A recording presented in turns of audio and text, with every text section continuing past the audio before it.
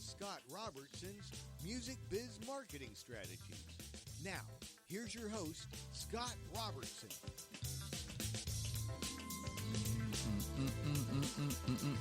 Happy Friday, everybody. You are tuned to May the Best Brand Win right here on Intertalk Radio, the undisputed leader in music biz talk.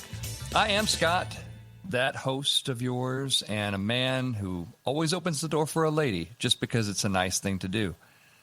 And with me on the air today is the man back in La Jolla or someplace down south in California, an undisclosed location that you don't really have the need to know at this point. Paul B., how's it going, Paul? Pretty good. We're right here next to the Miramar Air Base, and they're having their air show. So we've been getting, buzzed by F-18s for the past 2 days nonstop. It's pretty fun. Nice. And the air show is going on this whole weekend? I think so, yeah. Very cool. Come down, see the air show. Yep. And try to find the offices of Intertalk Radio while you're down there. That's what I say. Right across the street from there. Right there. Big neon sign. Maybe not. Hey, if you have a question for me, you can always email me at scott@robertsoncom2ms.com, and I will answer anything right here on the show. You can also find a lot of stuff that I post, my client news clips, other tidbits, fun stuff like that, at our RobertsonCom Facebook page, or you can follow me on Twitter at RobertsonCom, again, 2 M's. Reach out and connect. Hopefully I can entertain you a bit, and you'll get a few tips, too. So today's show, we're going to talk about, this is episode 27, by the way, if you're keeping score at home. I know Mom is. Mom, 27. There you go. This show is called Everyday Creativity. Most people think that great marketing just kind of comes like a blessed thunderbolt from the heavens, and it's only really for a few top brands out there. And everybody else is just relegated to, just saying what they're going to say, but they're never going to have, true big ideas or true creativity. Did you know that most people, and I'll say most people, other than accountants and insurance actuaries and people like that, really have an innate ability to think creatively and produce great marketing ideas? I am not of the belief that creativity is limited to a few firms on Madison Avenue. In fact, we can prove it that it's not. In this episode, we're going to do some myth busting about the subject of creativity. We're going to delve into it a bit and really specifically how it relates to marketing communications. And I want to show you why you're probably a little more creative than you think. And I'm also going to, at the end of the show, I'm going to talk about a few things that I think are as important or even more important than creativity in marketing. And we're also, of course, we're going to dig into who's winning and losing in the wonderful and turbulent world of public relations and MarCom. So it's going to be a fun journey today. Like I usually do in the first segment, I just kind of want to set some definitions and everything. For the purpose of our show and everything, creativity, we're going to use a definition that says that creativity is the use of imagination or original ideas, and usually in the production of an artistic work. In our cases, we are going to be talking about, when we say artistic work, we're not down at the gallery or necessarily, with a paint palette, trying to do that. That's not that kind of art. When we're saying art, the art side of marketing, really. So we'll put that in the bucket of artistic work, which I certainly believe some work can be classified as that. But in communications, it's the big idea, like when Apple, came out with its Think Different campaign. It's kind of zigging when everybody else is zagging, or the Energizer Bunny, or the insurance company that uses a real person to symbolize the idea of mayhem in people's lives. It's really just, it's usually something kind of unexpected. Creativity has always got a bit of a risk to it. And I think that's really important, too, because a lot of people think that they want creativity, but sometimes when they're presented with creativity, they lack the intestinal fortitude to implement it, right? And we're going to talk a lot about that because that's really important. If you're asking your agency, hey, be more creative, and they're bringing your ideas and you shoot them down because you don't have the guts to implement them, then, that's a you problem. That's not a them problem. And, and it's important to know that. It's important for agencies to kind of push back and say, look, we got to find the edges of the box together. But very few things that we consider to be creative, especially when we look at them later, were safe. Creativity and safe almost never go together. They almost never do. You're always out there, especially, if you're using humor, you could be offensive, especially in the world we live in today. People are just sitting by waiting to be offended. They can't wait to be offended and outraged. There's, especially now that they have a platform like social media where they can be outraged and different people can love, and be angered by it and sad by it and all these different things. So I think it's harder than ever to be creative in this world, to be honest. How are we creative and when are we creative? It's really as different as people are. The time of day, whether people work better together or alone. I personally am, more creative, sometimes when I'm least expecting it. It kind of sneaks up on me. Sometimes I'll be thinking about something else or doing something completely different, and the creative idea, kind of will just hit. And it is, and I don't think we completely understand it. We still are learning how our imagination part of our minds really works. There are certainly scientists who can explain it. There is, for example, there's a study that came out a couple of years ago. It was published in Popular Science, and it talks about how imagination works. And so it was basically a shape study. And then you had to look at the shapes for a few seconds and then close your eyes and try to imagine how they look, trying to take a mental image of one of them and break the shape into pieces or combine it with a new shape to make something new. Now, cognitive scientists really hypothesize that our ability to imagine, to come up with mental images and creative new ideas, is the result of something called a mental workplace, which is a neural network that likely it coordinates activity across multiple regions of the brain. And this is not Neuroscience Hour with Scott Robertson, so I'm going to keep it at the top level. But if you're interested, check out Popular Science and look at some of the research that they've done. Psychology Today also has a lot of good stories about imagination, about the latest things that we learn about imagination. But when neuroscientists look at it as like through an MRI scan, they can see electrical impulses fire in multiple regions of the brain. This actually plays to what I said earlier. Remember when I said that imagination sometimes kind of sneaks up on you? It's not like an on-demand service like streaming HBO Go, and you can just make the movie play. It comes when you activate other regions of your brain. And when you think in an imaginative fashion, it activates other regions of your brain. Right? If when you're looking at the scan, you can see all these different regions of the brain start to light up, and they start to coordinate in this like neural network, and then you get what comes out as a thought, a thought or a new idea, seeing things in a new way, and I think that's really cool. I think it's really cool to understand kind of how our brains work as much as we can. Like I said, they learn new things all the time. So you always want to be careful to stand up and start to lecture people about how the brain works, because tomorrow they'll go, "Hey, this just in. We just figured out that the brain works in a completely different way than we previously thought. The world is round and not flat, kind of thing." And you see it all the time if you follow brain research. And who doesn't? I mean, come on, it's good. It's coffee table conversation. It's light. You know what I'm saying. But if you follow the brain conversation, brain and imagination conversation, which most marketers do, because that is what we're trying to do here in the laboratory, then you see that they come out with new stuff all the time. There are new ways to think about it. So I want to spend a second and just talk about another a story that I saw in Psychology Today, especially when it comes to assessing creative work. Now, and this is important for the kind of the client agency model. And really, if you're a client of somebody or your boss, when I say client agency, I mean even if you're in-house and in a marketing position, you've got to convince people of the validity of your ideas, right? would you be surprised if your creative work is being assessed through the filter of people's perception of you personally? Guess what? That is absolutely the truth.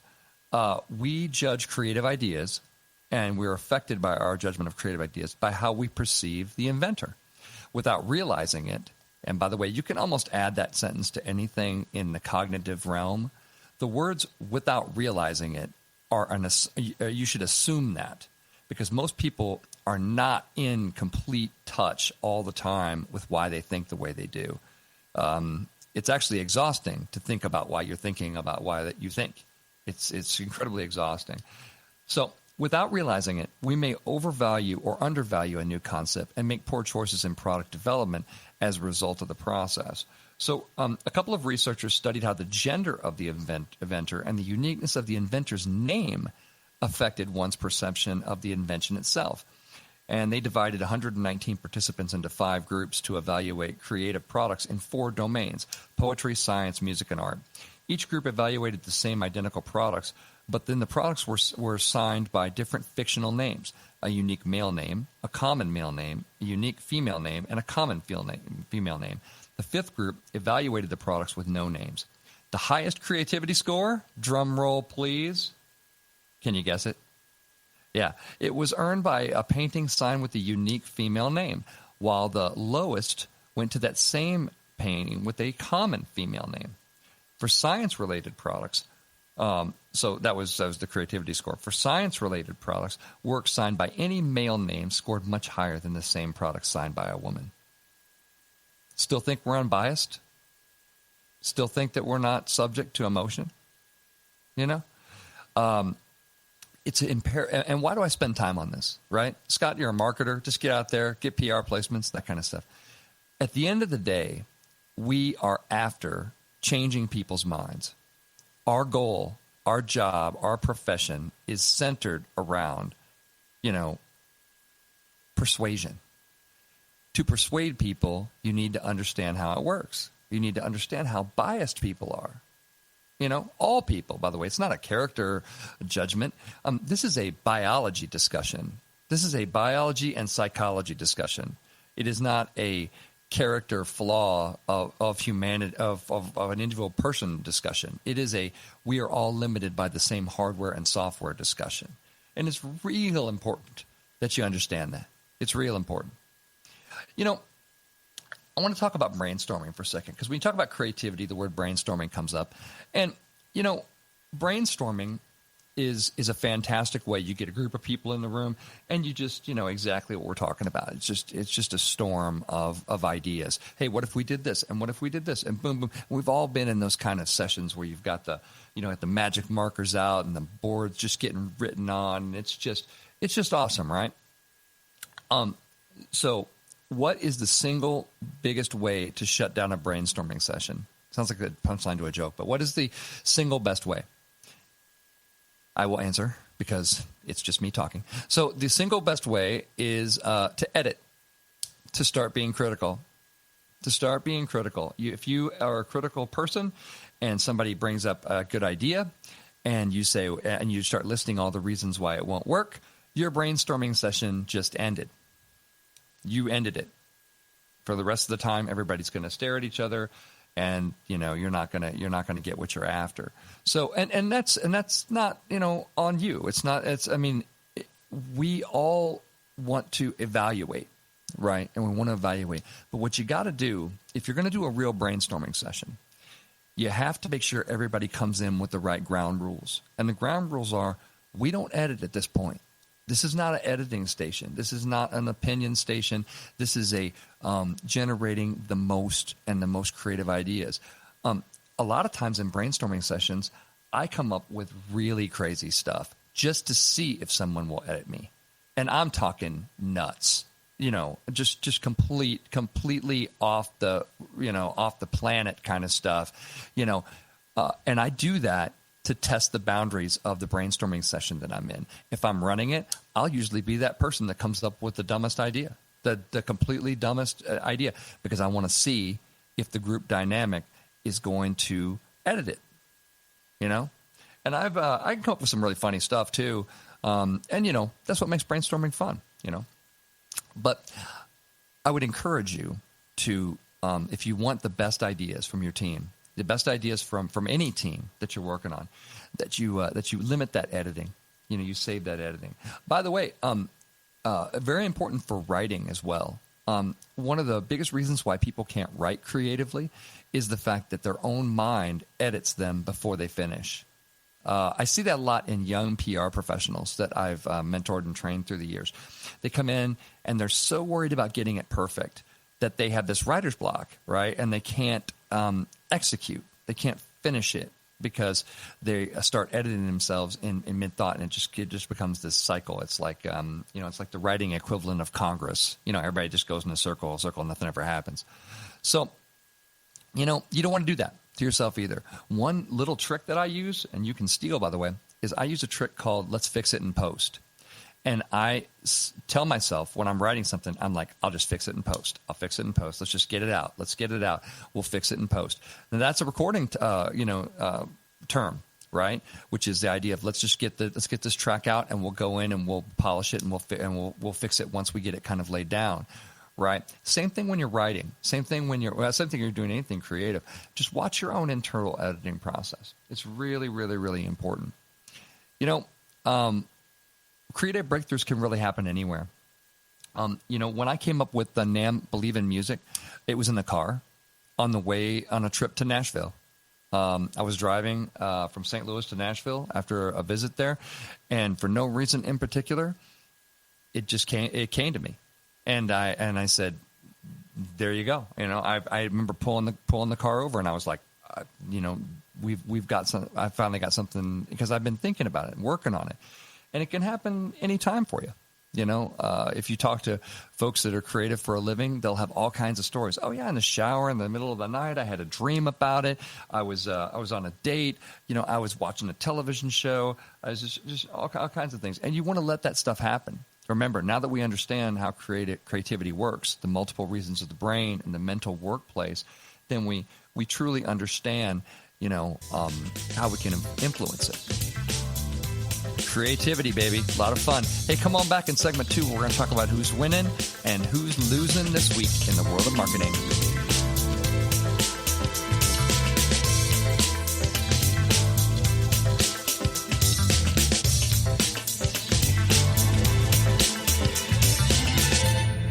Are you serious about your music? Are you ready to run with the big dogs? The experts at Pitbull Audio have the gear to get you into the game. From leading manufacturers like Mesa Boogie, Fender, Pioneer, and American Audio. To sound your best, you need the best. Pitbull Audio can deliver in rehearsal, on stage, and into the big time.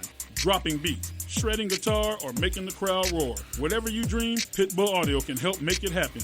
We are Pitbull Audio. We want you to play it loud. PitbullAudio.com. This is Jackie Bertoni from Jackie's Groove.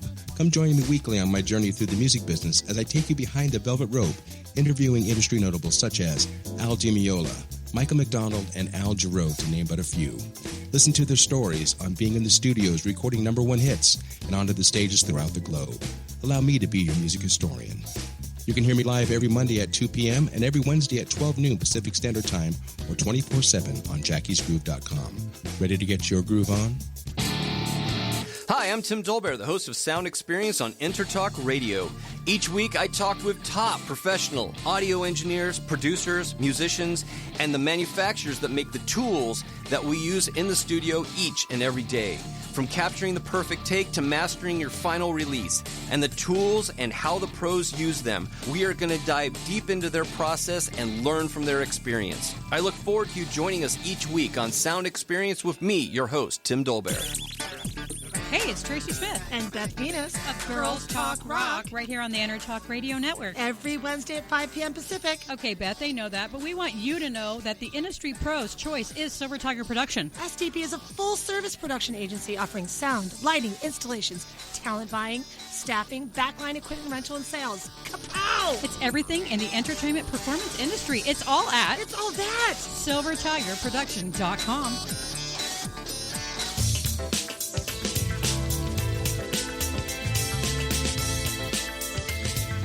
May the best brand win.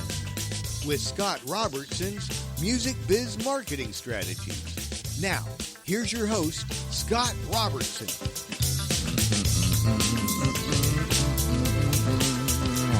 Happy Friday. You are wisely back with May the Best Brand Win right here on Intertalk Radio, the undisputed leader on music biz talk.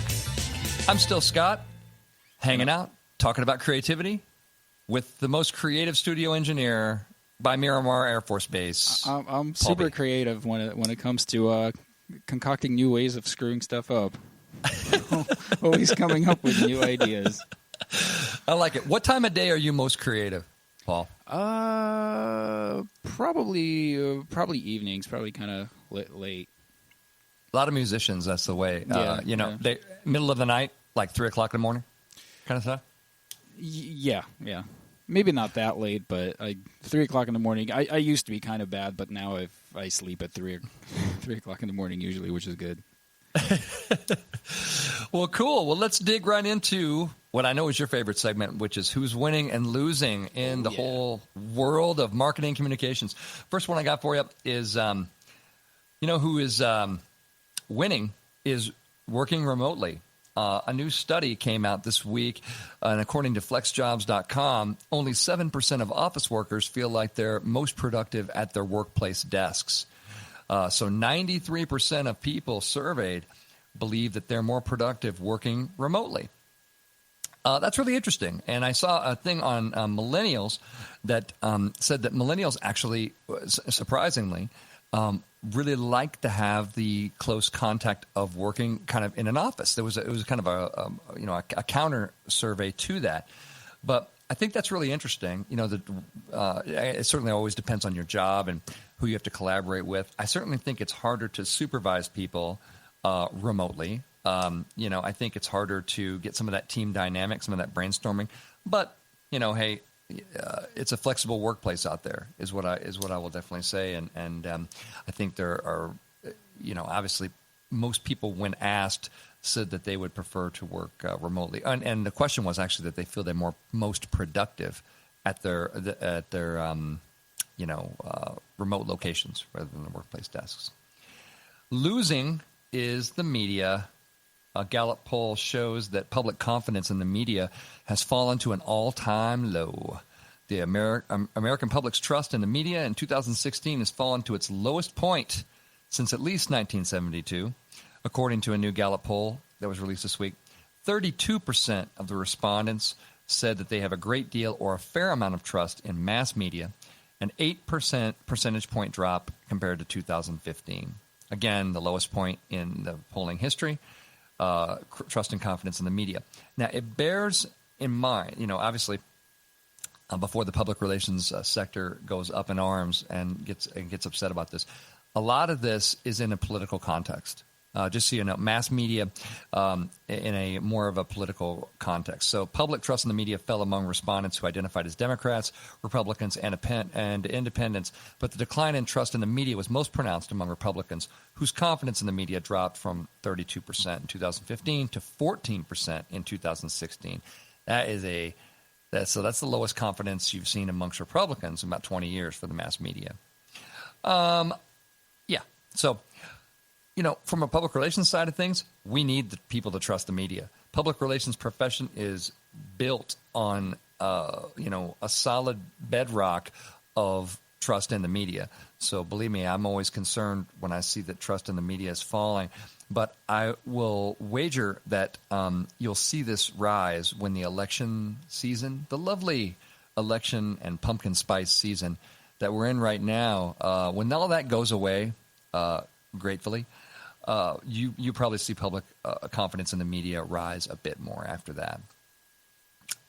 Losing also, Samsung, who has issued a total recall for its Galaxy Note 7. In particular, in their own communications, this is just a quick PR note to Samsung, and there could be a lot of PR notes given, but I'll just give this one. You don't want to call your own devices the non-explosive ones, okay? They issued a statement and said, so you need to, we'll be sending you a device and it'll be a non-explosive one. We know that, right? Don't do that. That's bad. And also, don't cheap out on the batteries. Exploding batteries is a big deal, right? And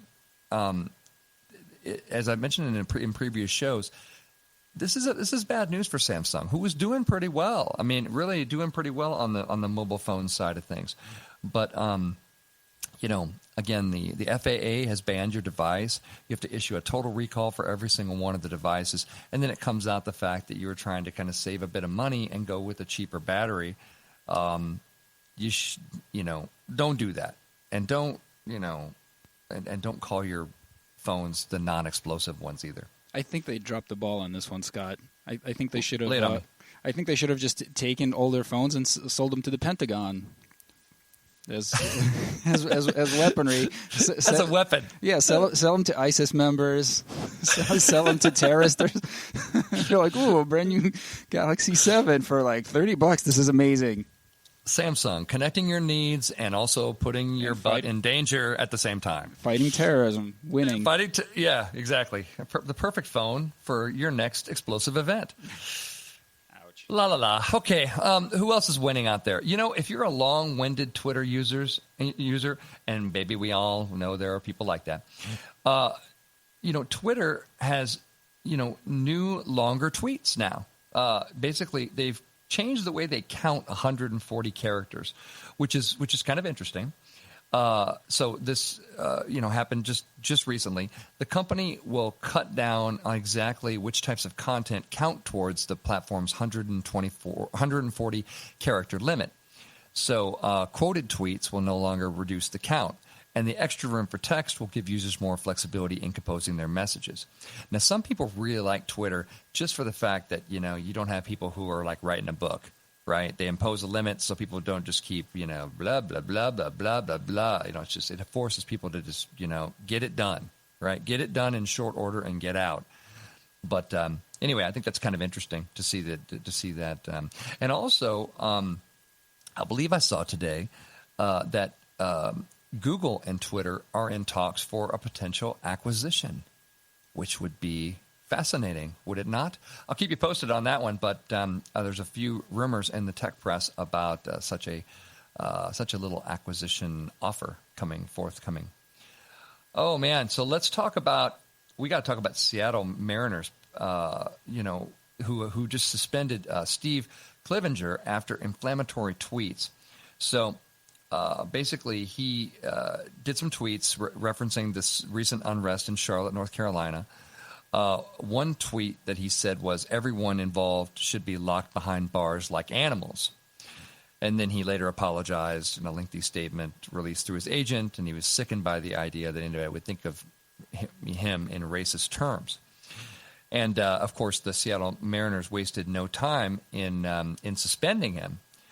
So it definitely can. It shows now that obviously, what you say in social media counts, particularly on an employer side of things, and the brand. So I think I would definitely put Steve in the losing category, and probably the Mariners as well, as they're dealing with a nasty little PR situation. Also losing, and something that will cause you to be losing customers, certainly, is having a bad customer experience. A new research has revealed how consumers react to bad customer experiences, with a whopping 82% saying they're going to take their business elsewhere. Basically, the new report looked at a number of aspects of customer experience, including how customers contact businesses and how they search for information. But it's really, really important. Obviously, you're starting to look at this and say, a lot of people come to me and say, what should we do with our marketing? What should we do with our marketing? And this will sound like Seth Godin. So one of the first things that Seth Godin's going to say to you is, do you make something remarkable, and do you take care of the tribe who wants it? It's amazing how much money people will filter into marketing, but then they won't look at every aspect, like things like bad customer experience. There is no amount of marketing in this world that gets rid of a bad customer experience. And this study proves it. This study proves that 82% of them will stop doing business with you after a single bad customer experience. That's why it's critically important that marketing, if it is your job title in marketing, you're also on the customer experience team because, again, those things are very much related, and it's very, very important to have a good understanding of that. In the losing category, definitely. Did you happen to see the video of Corey Feldman performing his new single, Go For It, live on the Today Show? I saw it. Thank you. Glorious. If you haven't seen it, you owe it to yourself to see it. It's really artistic, but awful, completely awful. And the Today Show has this on there, and since then Miley Cyrus, by the way, has come to his defense and said, well, it's a expression of art and that kind of thing. But it's terrible.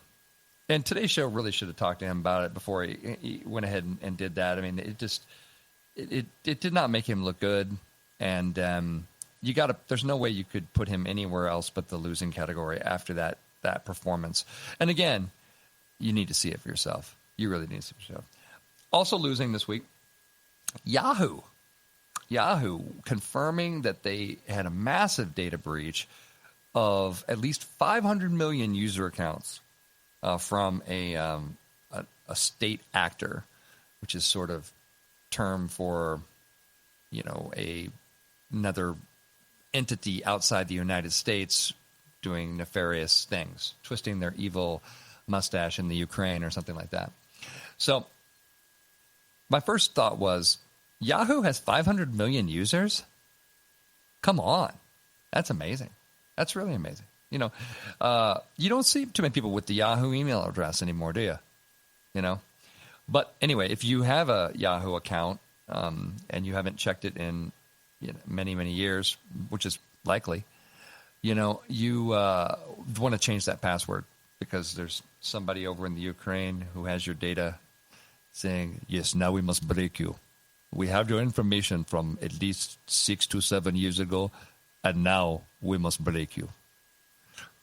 We know also that you, back in that day, you thought that Britney Spears was crazy for shaving her head. Things like that. Just check your old email. That's what I would do. Let's know exactly what you rent from Blockbuster every week. We have your entire Blockbuster account. Have at it, Ukraine. What information did they really get out of that? I got to say, it's like you got information that is like at least a decade old. Well, I have an idea of how they might have 500 million users. Is maybe people use them the same way I use it. Is when I sign up for something that I know is going to start sending me spam emails that I don't want, I just give them my Yahoo account. Go to that. I never check it. There's probably 500 million other people that have the same idea. No, listen up, marketers. You're not going to get Paul with the Yahoo, with Paul Studio Guy at yahoo.com is not going to get you. You're not going to reach him. Let's talk about who's winning. One of my clients is winning, literally winning. BandLab, which is a very cool app that allows musicians like you and I and the audience to record songs, collaborate together in the cloud. It's really cool. It's really free, which all musicians are like, yes, thank you. But BandLab has won the Microsoft Startup Partner of the Year Award for 2016. Isn't that cool? It's great. I'll tell you what, the app is great, and it's fantastic to see the acknowledgement from Microsoft, acknowledging the company for its hard work, its development, and it's really there to recognize an early-stage software company which demonstrates leadership in the areas of innovation, market potential, media and analyst attention, and customer adoption. Robertson Kahn was definitely responsible for that media and analyst attention. So, hey, there you go. There you go. You're welcome, Microsoft and BandLab. That's what I'm talking about. Anyway, cool app, by the way, too. Definitely check it out. Definitely deserving of that. And it works on iOS, Android, and the web. So it's very multi-platform. And get on there with your friends and start collaborating. Like I said, it's free. And it's a lot of fun. It's a great place to, start getting your ideas down and start writing songs. And they've got some cool grooves. I mean, you could lose so much of your time just hanging out on BandLab. It's fantastic. Let's talk about who else is losing out there. If the CDC I don't know if they're losing or maybe the victims in this story, but the CDC just issued a report that said, I'll basically say it's the recent study from the Centers of Disease Control and Prevention shows an uptick in salmonella cases due to more and more people keeping and raising chickens. Okay, stay with me. It's going to be good. How do you get salmonella from a chicken? An alarming number of people have contracted it from kissing their fine fowl companions. According to the CDC's research, and this is the statement that will keep you up at night, 13% of chicken-related salmonella cases they studied from 90 to 2014 were due in part to some human-on-chicken smooching. So they issued a warning straight up, not making this up at all. They basically said, don't kiss your chickens. And if I could speak to the chicken-kissing population just for a moment, allow me to say, stop it. Good God, stop it. What is the matter with you? Stop it. Thank you. I think that'll do it for that one. Now let's talk about Wells Fargo for a second. Wells Fargo. We've talked about it as losing for a few weeks in a row on this show. Wells Fargo, as you know, dismissed about 5,000 employees for opening up accounts without customers' knowledge and reaping some financial benefits from it. Then the CEO basically said, "Hey, I'm not resigning." And then he was called out on it by Elizabeth Warren in some Senate hearings, and he said, "I'm still not resigning," and that kind of thing. Really poor apology to consumers, got to say, and that just continues to be losing. You know, Wells Fargo, get some PR counsel on this thing. Seriously, get in there, apologize, and start. Stop being a problem. That's what I would say. Last thing I want to talk about is Facebook. Facebook just recently announced that it has overestimated its video metrics for the last 2 years. It's basically told its advertisers that more people were watching the videos than actually were. They inflated the numbers to make it seem like viewers were watching videos longer than they were. So that's a big trust breach, I would say. And certainly something you got to think about if you're an advertiser on Facebook about, do these metrics that they tell you really stack up? That's a big list of who's winning and losing this week. Come on back. We're going to talk a little bit more about creativity, and we're talking about how it affects your great potential marketing out there on May the Best Brand Win. We'll see you in a few.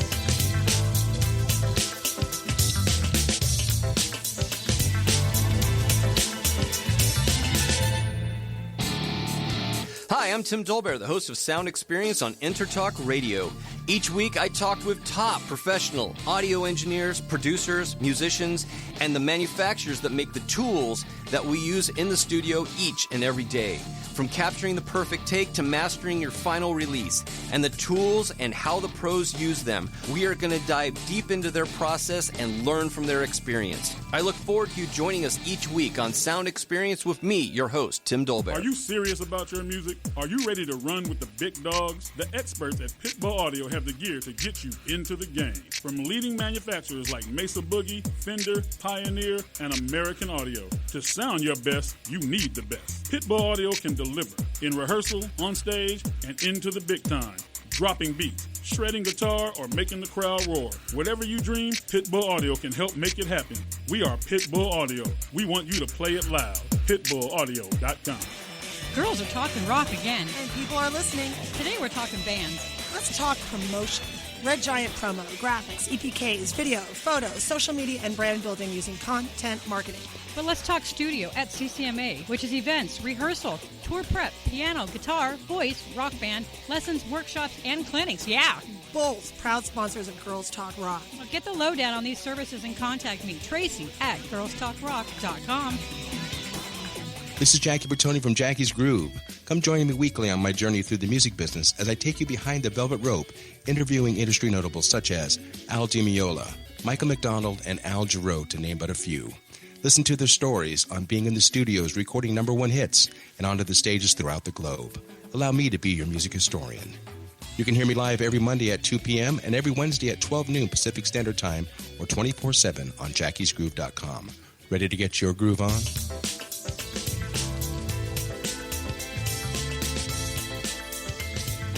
May the best brand win.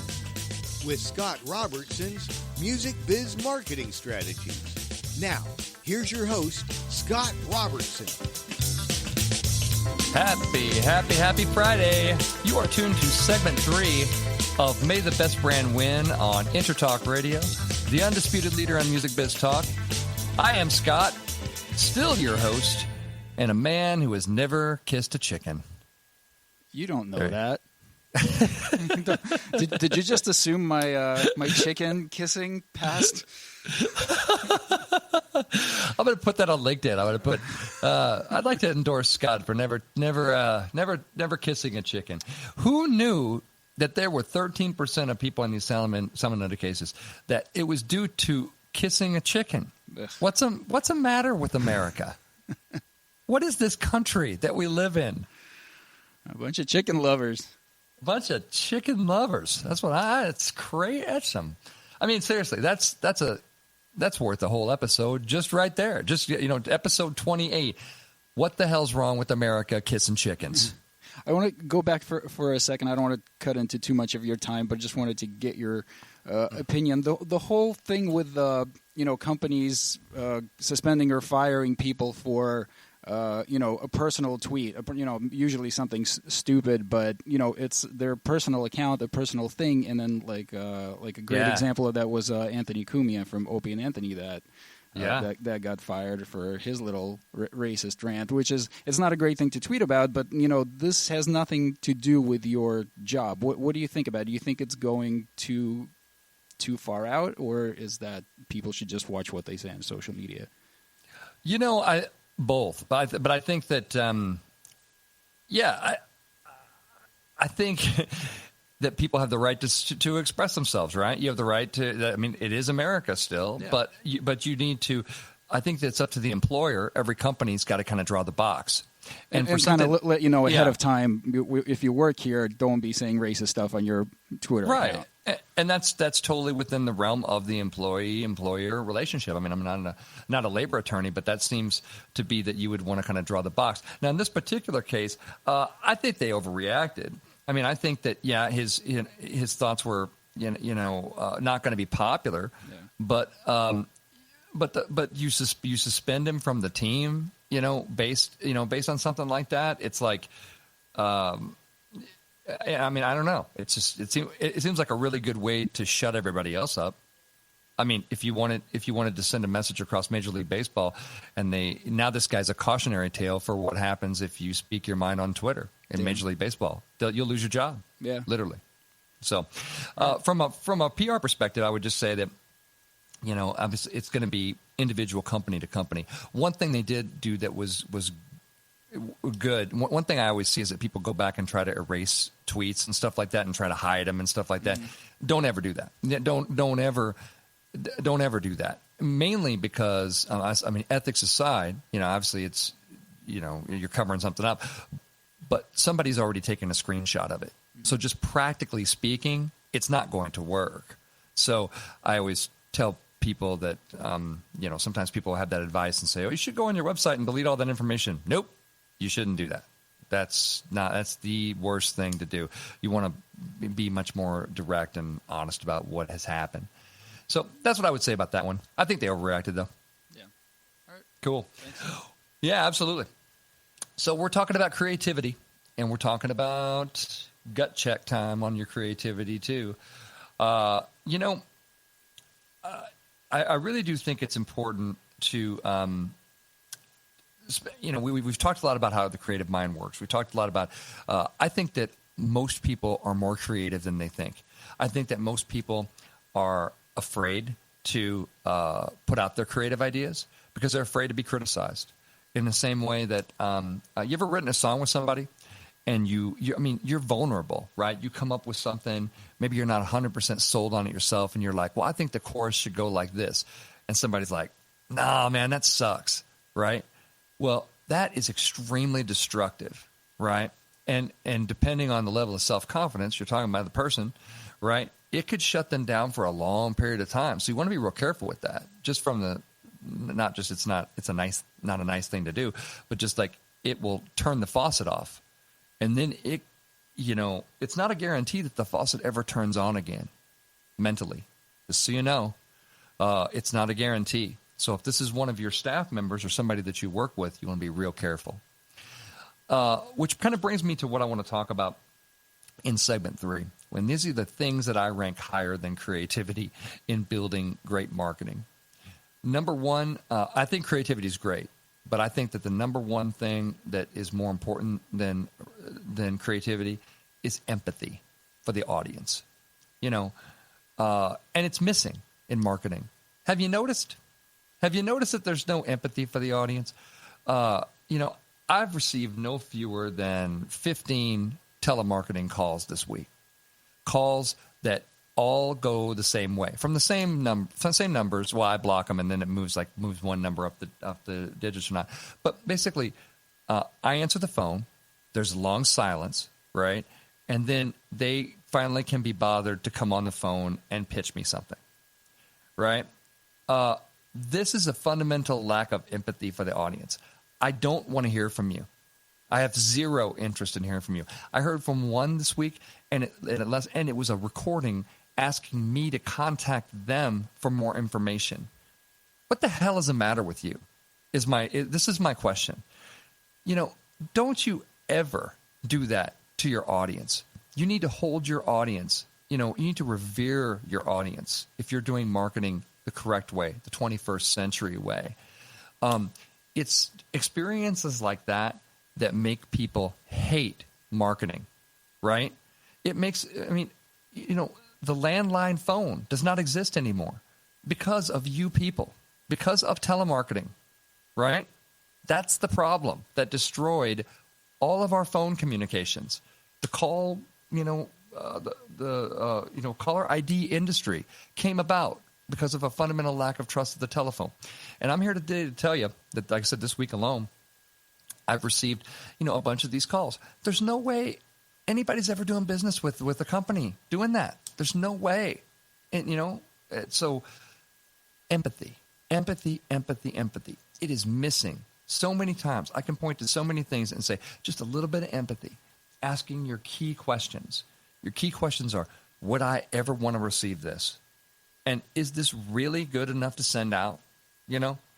And some people say, well, the CEO wants to go out. The CEO is wrong, and you can quote me. The CEO has no ability to do this. This is a marketing ability, and you need to be the voice of reason in the organization. You need to stand up for your audience if you'd like to continue to have one, that is. It's very, very important for all of us as a marketing profession to rally together and understand an important call for empathy to who we're talking to, right? And to only send things when you have permission, when it's great, those kind of things. And I don't care how creative your stuff is. If you mess up the empathy thing, if you send unsolicited things and things that people aren't looking for, if you have ads that follow them around from website to website, then you're all about you. You're not about me. You want to sell something to me, right? And now we're not in a partnership anymore. It's a battle. And I think we know how the battle goes, by the way. As I've talked about in previous shows, the customer has all the power in the world, man. You do not want to face up to them. They can walk into any retail outlet and whatever product you have on the store shelf, they can pull up their mobile device and they can price it on Amazon and have it delivered by a damn drone the next day. You are replaceable. You know what? So make sure you understand that the only way that we get into the customer's mind is, through being great, through making great things, to being really useful, to being all of those kind of things. Number 2, the thing that I would rank higher than creativity would be, listening to the audience's needs and desires. Really, this is the definition of true marketing. Have we really listened to them? This is why we have 2 ears and only 1 mouth. Yet so many companies tend to forget this. They do the Jurassic Park thing. They make dinosaurs just because they can, right? And we've all seen the movies, right? It doesn't end well. So true marketing, as I define it, is listening to the market and responding, and hopefully responding better than your competitors do. There are, folks out there let's put it in music terms. Maybe they're looking for a new sound, a new guitar pedal. If you can grow that tribe, if you can listen to that market, if you can respond with something that they need, then you can grow your marketplace and you can do, really good true marketing. Beat Buddy, one of my clients, is a fantastic example of that. They have a tremendously active forum where they listen to their audience. The entire product was built with, on a crowdfunding platform where they had to listen to the audience just to get the initial money, the startup money they had to raise to do that, to even produce the product. Listening. So important. Yet so many marketing pitches don't include the magic L word. And we can learn so much. As a marketer, it's like people just talk nonstop on social media about what they like and what they don't like. And they rank things with little icons, with a little heart and a little thumbs up and a little crying thing and a little anger face and all these kind of things. So if you are what we'll call for the rest of the terms of the show, a smart marketer, you will be able to create some processes where you can listen to this stuff. And you can become so much better of a marketer when you do listen. Number 3 thing that I would rank higher, even higher than creativity, is knowing thyself. Sometimes the most creative ideas can really come from looking around at our current product or service and with new eyes. One classic advertising example of this was Arm & Hammer baking soda, used to make wonderful, delicious chocolate chip cookies. Arm & Hammer said, you know what our product also is good at? If you have a stinky refrigerator because you have food in there that you really haven't paid attention to the expiration date, it dissolves odors in the refrigerator. Look at that. And they had a huge spike in sales because of just simply looking at their own product and being able to look at it with new eyes. And this was many years ago, so it's a very famous case study in sort of doing that. The Will It Blend series that I've talked about many times from Blendtec. Blendtec makes these powerful industrial blenders. And one day the CEO and director of marketing are walking around the floor and they see some sawdust land on the floor. And they say, they ask them, the engineers, what's up with the sawdust, man? What's going on? And then the engineer sheepishly says, well, when everybody goes home, we take things and we blend them in the blenders just to see if they'll blend.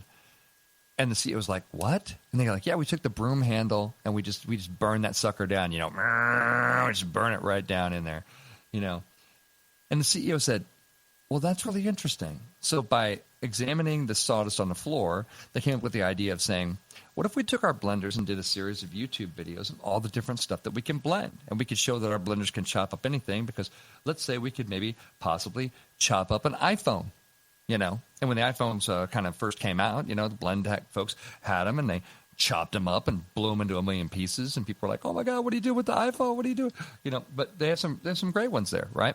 But knowing yourself, some of the best, the best creativity can really come from just looking at things with new eyes. By the way, new employees are fantastic for this because no matter if you know it or not, if you are working in the company, you get used to our way of doing things.